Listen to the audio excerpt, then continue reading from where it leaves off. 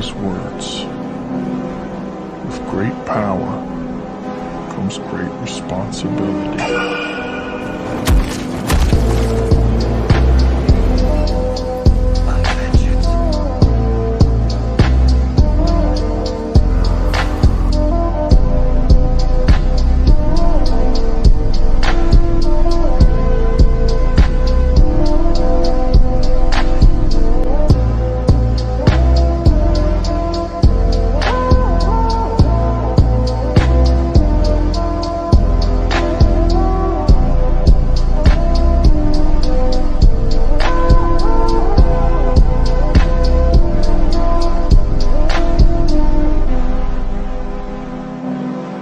You either die a hero, or you live long enough to see yourself become the villain.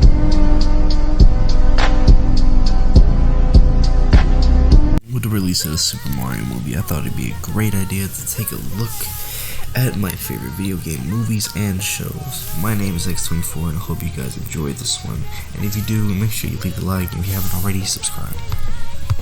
So kicking things off for my number 10, I'm gonna have to go with the Street Fighter formerly. I saw this one not too long ago, and I enjoyed it a lot.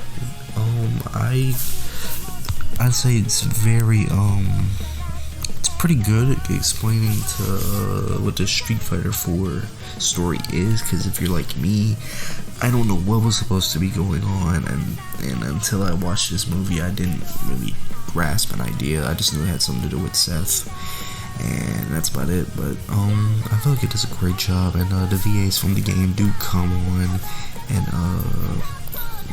perform as some of the characters. Some of the most notable, I don't know the names, but Ryu, Chun-Li, Sakura, Guile, and of course Seth. I think they all do a stunning job, so I think it's pretty good. And I believe it is canon, so it's also obviously a huge W. And I think it was bundled along with the Street Fighter 4 Collector's Edition as a DVD movie. So yeah, that's my number 10. But at number 9, I gotta put the Super Mario Super Show from, I think this is the 80s cartoon, the first one. So I think this show is very, very memorable. I don't think this would be a list without the Super Show. I remember owning a bunch of different volumes as a kid, and I believe I still have a couple today. The show is great. I feel like the voice acting was pretty good for its time, and at this time Mario didn't even have a voice, so not to mention the theme song's iconic, which I will try to include, but hopefully not get a copyright claim or strike. Mario Brothers, and plumbing's the game. Found the secret water zone while working on the drain. Lend the princess a hand in the mushroom land. Join the action with the plumbers, you'll be hooked on the brothers. Now, Evil Koopa and his troopers are up to misbehaving. They kidnap the princess, mushroom land needs saving. Abusing and confusing, everybody discovers they can't help but be hooked on the brothers.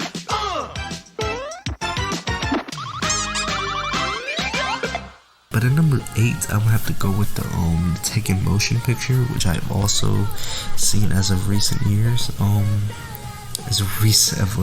recent years, but I've seen it not too long ago, like a couple months ago. Another pretty good animated movie for its time, and it gives depth for the Tekken story players probably didn't have at the time. So I feel like it does a great job of doing that, but not only, pretty decent English dub. I feel like it it does a great job for the material it has to work with. My only issue is that it kind of combines Tekken 2 characters in a Tekken 1 story, which is sort of weird to see, but nothing out of the ordinary when it comes to video game movies, where they love incorporating characters that have nothing to do with the story in the first place. But it's fine. I think it's good. I just think it's weird to see June in a Tekken 1-esque story. But yeah, at number 7 we have another Tekken project called Tekken Bloodlines, which came out last year on Netflix. It follows the Tekken 3 story, again a story that really wasn't too clear at the time. So, it adds modern characters like Leroy, which is okay, but it's just weird to see. But I'll take it because I do love Leroy. I feel like the show gives a depth to Heihachi's and Jin's relationship, as long as some depth as well as some depth to characters like Paul, Harong, and Xiao Yu. Good adaptation, good English dub as well. I highly recommend it if you haven't seen it already. But moving on to number 6, I'm gonna have to give it to 2021's Mortal Kombat. I really like this movie. I know a lot of people hate it, and that's fine. That's your opinion. In my opinion, I feel like the movie was pretty good. It did well. I feel like it could have been better though in some aspects, but you know, I like it. It was pretty cool. We got to see some really cool visual effects, some good CGI. You know, considering it was made during a time where COVID was a thing, so you know, I still think it was great. We got to see some good CGI, actual fatalities, which we haven't seen in a Mortal Kombat movie. Sadly, those fatalities were done actual characters and not NPCs. You know, which would still be okay if it wasn't half the cast. You know what I'm saying? I still enjoy it. The final battle is its peak, and I'm probably the only nickel on earth that loves Cole Young. But at number 5, I have 1993's Adventures of Sonic the Hedgehog. I think it's 1993. I could be wrong. It could be 92. But this is the Sonic that was played by Jaleel White, another goated show from the 90s. I feel is underrated and overlooked by many. I know a lot of people prefer Sonic X, the definitive Sonic cartoon. It was actually anime, but whatever. And I admit that show is good, but I really love Jaleel White's Sonic. He actually had to play him 3 times, so I feel like that was great.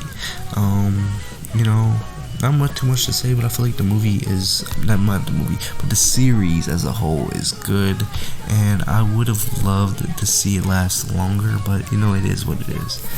But at my number 4 spot, I'll give it to the Super Mario movie, which just came out last week.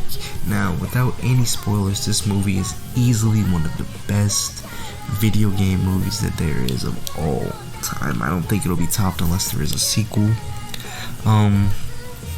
Literally is a love letter to Mario fans. Nintendo and Illumination just killed it with this one. I know it was seeing a lot of hate. People were iffy on it. People were a little bit skeptical, but I think that the movie does a great job. Chris Pratt is literally a great Mario. I don't care what any of you guys say. Please get off dude's meat, bro, because he does a great job. It wasn't bad. It wasn't a bad script. It wasn't bad acting. All around just perfect, and I will definitely be rewatching this movie when it comes out on DVD, bro. I do not care, bro. This is a great movie. But at number 3, I have Detective Pikachu. I have to actually rearrange my list, because originally I had Sonic at number 3, then we'll get to number 2, and Detective Pikachu was at number 1. Because at the time of writing the script, I was a little confused. I didn't know where I wanted to put everything, so I finally made the swap. So Detective Pikachu was at 3. This movie I didn't expect to do well. and especially at the time where it's like, oh, live action video game movies are dog water. This was back in like, let me look it up real quick. Let me see. This movie came out back in 2019, so it was a very interesting year. We haven't really seen that many good video game movies. So it was a rare thing to see. But once again, it was great to see for my first time watching it. I enjoyed it a lot, and it completely blew my expectations, honestly. Definitely gonna give it another watch when I get a chance, but I think Ryan Reynolds does a great job as Pikachu, as unexpectedly, and of course, Justice Smith in the movie is a great protagonist. It usually doesn't happen when you see like live action mixed with cartoons and stuff. It was a little weird to see someone other than Ash with Pikachu, but nonetheless, I love it. It was great. But at number 2, I have the 1995 Mortal Kombat movie. Not much more I can say other than it's a classic and it's pretty good. You know, I enjoy it every time I watch it. It never gets old, even though, you know, I wish it was rated R, not PG-13. But hey, what can I say? It does great what it's given, and you know, it's good. It's a good rewatch. I recommend you if you haven't seen it already to go watch it. And at number 1, it's gotta be the Resident Evils. Any of them, really. I think they all are great, and they all do justice to the series. There's literally no flaws in any of the Resident Evil Is this nigga serious? movies, bro. Now, obviously, that's a joke, but you know, it really in my number 1 spot, it's gotta be Sonic the Hedgehog 1 and Sonic the Hedgehog 2. Now, I think we all remember where we were when we saw that first Sonic the Hedgehog movie trailer, and we got this. Yeah, not really a great sight, is it? But when they re-released the trailer, and we got this, well, I think we can all agree that our expectations, got a little bit higher. But me, as a diehard Sonic fan, you know not to get your hopes up too high whenever Sega puts their dirty hands on the blue hedgehog. But as of recent years, it seems they know what they're doing outside of Sonic Forces and Sonic Colors Ultimate's release.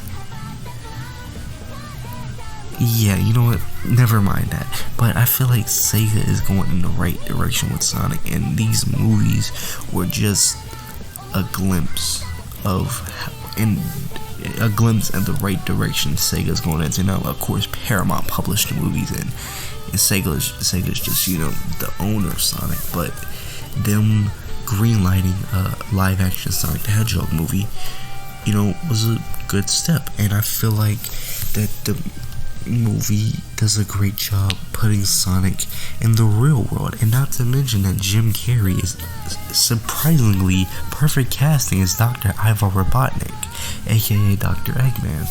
So I think that's just good. I love the movies. I've seen both at least 3 times. I love them. They're great, and I can't wait for the 3rd one to come out, bro. But that's gonna be my list. Let me know what you guys think in the comments down below. I'm gonna go edit this now, so make sure you guys have a great day. Make sure you smash that like button, and if you haven't already subscribed, my name is X24, and we'll see you in the next one. Have a blessed day.